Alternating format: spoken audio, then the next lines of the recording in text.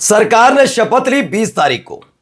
फिर बवंडर शुरू हुआ मुख्यमंत्री पद को लेकर, और फिर गृह मंत्री पद को लेकर, फिर मंत्री ज्यादा क्यों, फिर डिप्टी सीएम मुझे क्यों नहीं बनाया, मेरे 19 विधायक तुमने मुझे केवल 2 क्यों दिए मंत्री पद। इन तमाम चीजों पर रस्साकसी चल रही थी। और फिर विधानसभा अध्यक्ष पद को लेकर कि विधानसभा अध्यक्ष कौन होगा बिहार। लेकिन इन सब के बीच एनडीए में बगावत हो गई, जो शायद न कभी मोदी ने सोचा होगा, ना अमित शाह ने, न सम्राट चौधरी ने, न विजय सिन्हा ने, न नीतीश कुमार ने, न चिराग पासवान ने, न जीतन राम मांझी ने, न उपेंद्र कुशवाहा ने। ताबड़तोड़ इस्तीफे गिरने लग गए। आप अंदाजा लगाइए, इतनी प्रचंड बहुमत की सरकार, जिस पर बीजेपी के नेता तो नेता, सोशल मीडिया पर दिहाड़ी मजदूर भी, और तो और अंधभक्तों की फौज से लेकर खुद अलग अलग न्यूज चैनल में स्टूडियो में बैठे हुए तमाम अलग अलग न्यूज चैनल के एंकर्स नाच रहे थे, खुश हो रहे थे, अरे वाह जश्न मनाया जा रहा है, सरकार बन गई, सरकार बन गई, सरकार बन गई। लेकिन इस प्रचंड बहुमत की सरकार के बाद भी ये अपने लोगों को संभाल नहीं पा रहे।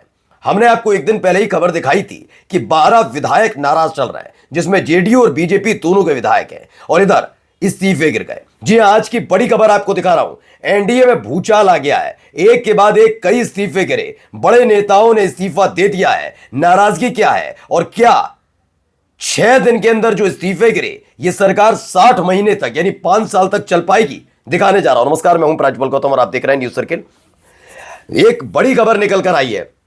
सबको पता है कि एनडीए में कुल मिलाकर 5 दल, बड़े दल शामिल है, 5 दल ही शामिल है खैर, जिसमें बीजेपी है, जेडीयू है, एलजेपीआर है, हिंदुस्तानी अवामी मोर्चा है और आरएलएम है।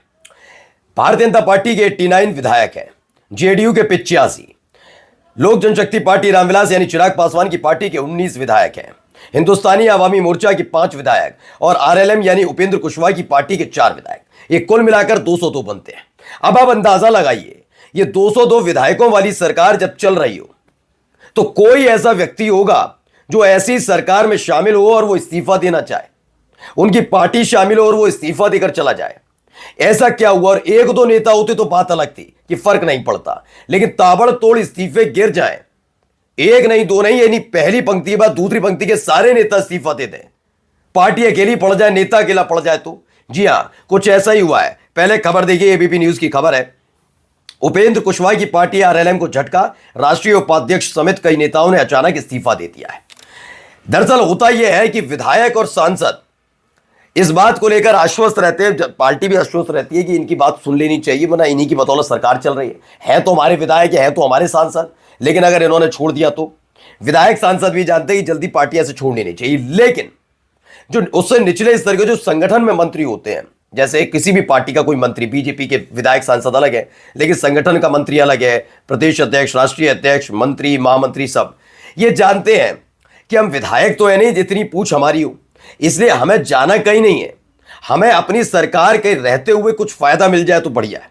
मैं फायदे का मतलब सिर्फ ये नहीं कह रहा कि कमाई हो जाए, इसके बदौलत कहीं ना कहीं हम अपना काम करवा लें, जनता का काम करवा लें, आगे आने वाले वक्त में कम से कम हम टिकट के हकदार हो जाए, इतना तो सोचता है ना विधायक और सांसद। तो एक बार के लिए सोचेगा तो सरकार सोच भी लेगी कि नहीं, इनकी बात सुनी जाए।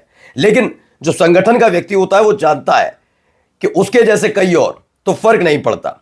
अब ऐसा ही हुआ आरएलएम के साथ। राष्ट्रीय जो इनकी समता पार्टी है, आरएलएम जो पार्टी है उपेंद्र कुशवाहा की, तो हुआ ये कि इनके 4 विधायक चुने गए। खुद सांसद है, पत्नी विधायक है, और पत्नी को मंत्री ना बनाकर बेटे को विधायक बना दिया, ओ मंत्री बना दिया। अब हुआ खेल पूरा क्या है कि इनकी पार्टी के नेताओं ने राष्ट्रीय उपाध्यक्ष पद पर तैनात, सोचिए राष्ट्रीय उपाध्यक्ष बहुत बड़ा पद होता है किसी भी पार्टी के लिए, वो उसने इस्तीफा दे दिया। खबर यह थी कि जब एग्जिट पोल आ रहे थे उस समय भी आरएलएम को कोई सीट नहीं दे रहा था, खुद गोदी मीडिया की तरफ से भी नहीं कहा जा रहा था कि आरएलएम को सीट मिलेगी। लेकिन अचानक से 4 सीटें आने के बाद उपेंद्र कुशवाहा को खुद भी भरोसा नहीं हुआ। अब हुआ यह कि लग रहा था कि अब सब चंगासी, जश्न में डूबो, सरकार चलाओ। अच्छा, होता यह भी है कि जब सरकार बन जाती है तो 1 महीना 2, कम से कम 6 महीने तक कोई नाराजगी नहीं होती। 6 महीने तक तो देखा जाता है कौन कौन बात सुन रहा है, कौन बात नहीं सुन रहा है। 6 महीने बाद थोड़ी नाराजगी होती है, फिर 1-1.5 साल और बीतता है, उसके बाद इस्तीफे का दौर शुरू होता है, क्योंकि अगले 2.5 साल के बाद वो अपनी तैयारी में लग जाते हैं कि हम बगावत करेंगे, इन पर आरोप लगाएंगे और नए तरीके से अपना संगठन खड़ा करेंगे, तब जाते हैं। लेकिन 20 नवंबर को शपथ ली जाती है और 26 नवंबर को ही इस्तीफे गिर जाते हैं, और वो भी वो लोग जो पार्टी के भरोसे थे। जी हां, पार्टी के भरोसे वाले नेता इस्तीफा दे देते हैं, जबकि अमूमन ऐसा होता नहीं है। हो गया यहां पर क्या हुआ है पहले देखिए। आरएलएम में कहा जा रहा है उपेंद्र कुशवाहा अपनी पत्नी और अपने बेटे के साथ अकेले रह गए। बिहार में नई सरकार के गठन के तुरंत बाद राजनीतिक हलचल भी तेज हो गई। इस बार झटका लगा है उपेंद्र कुशवाहा की पार्टी राष्ट्रीय लोक मोर्चा को, जहां कई प्रमुख नेताओं ने एक साथ अपने पदों से इस्तीफा दे दिया। इस सामूहिक इस्तीफे ने पार्टी की आंतरिक स्थिति और नेतृत्व को लेकर कई सवाल खड़े कर दिए। सबसे बड़ा नाम पार्टी के राष्ट्रीय उपाध्यक्ष जितेंद्र नाथ का है, जिन्होंने अचानक पार्टी छोड़कर सभी को चौंका दिया। उनके साथ ही कई प्रभारी प्रदेश अध्यक्षों ने भी त्यागपत्र सौंप दिया। जानकारी के मुताबिक प्रवक्ता राहुल, प्रमोद यादव और राजेश रंजन सहित कई महत्वपूर्ण पदाधिकारियों ने अपना सीधा इस्तीफा उपेंद्र कुशवाहा को सौंप दिया, भेज दिया कि लो भैया अपने पास ये रखो, आपका पद, आपकी पार्टी संभालो। अब कहा यह जा रहा है कि एनडीए में जो ताबड़तोड़ इस्तीफे हुए हैं उसने पूरी एनडीए को बेचैन किया है, नाराजगी लोगों के मन में है। हमने वो खबर भी आपको दिखाई थी जिसमें हमने आपको बताया था कि खुद तो ये राज्यसभा सांसद है, पत्नी को चुनाव लड़ाया। 4 जो विधायक चुने गए हैं उसमें से उपेंद्र कुशवाहा की पत्नी भी है। अच्छा, इनके साथ वाले लोग जो हैं, इन सारे के सारे लोगों को लगा, देखिए हर कोई अपने परिवार को बढ़ाता है। पत्नी को चुनाव लड़ाया, पत्नी चुनाव जीती, हो सकता है आने वाले दिनों में उपेंद्र कुशवाहा शपथ को ग्रहण समारोह होगा तो उसमें जो एक मंत्री पद आरएलएम को मिला है वो उनकी पत्नी को मिल जाएगा। वो आश्वस्त थे, उनको पहले से पता, दुख नहीं था उनको। लेकिन जब उनको पता लगा कि अरे ये व्यक्ति जिसे कोई जानता नहीं, अचानक से देखा तो उपेंद्र कुशवाहा के बेटे ने मंत्री पद की शपथ ले ली। इसी को लेकर सवाल उठ रहे थे कि ना वो एमएलए ना वो एमएलसी, उस व्यक्ति को किस आधार पर बनाया गया मंत्री। सवाल जब मीडिया ने भी पूछा तो उन्होंने कहा परिवारवाद नहीं, काबिलियत के दम पर। बस काबिलियत निकल गई, नाराज हो गए सारे के सारे। मैं नहीं कह रहा हूं, जरा देखिए।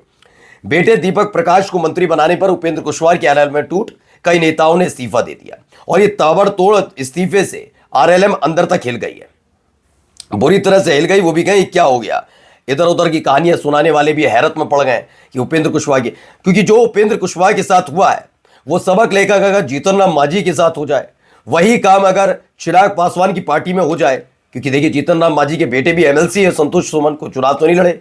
ऐसे चिराग पासवान के यहां देखिए, उनके यहां भी देखिए ज्यादातर परिवार परिवार परिवार, जीजा ले लो ये, तुम ये ले लो वो ले लो, ठीक है। जेडीयू में भी कई नेताओं के साथ ऐसे ही है, बीजेपी में भी है। तो क्या इन पार्टियों में जबरदस्त टूट होने जा रही है। अच्छा, ये अपने आप को शांत भी कर लेते हैं आरएलएम के नेता, वो शांत हो जाते, कोई बात नहीं, चलिए बेटा बन गया कोई बात नहीं। लेकिन एक बयान ट्वीट कर दिया उपेंद्र कुशवाहा का, ये बयान है। सांसद उपेंद्र कुशवाहा ने एक्स पर पोस्ट करते हुए लिखा, जागरण खबर है, कभी कभी बड़ों के द्वारा कही गई बातों को याद करना चाहिए।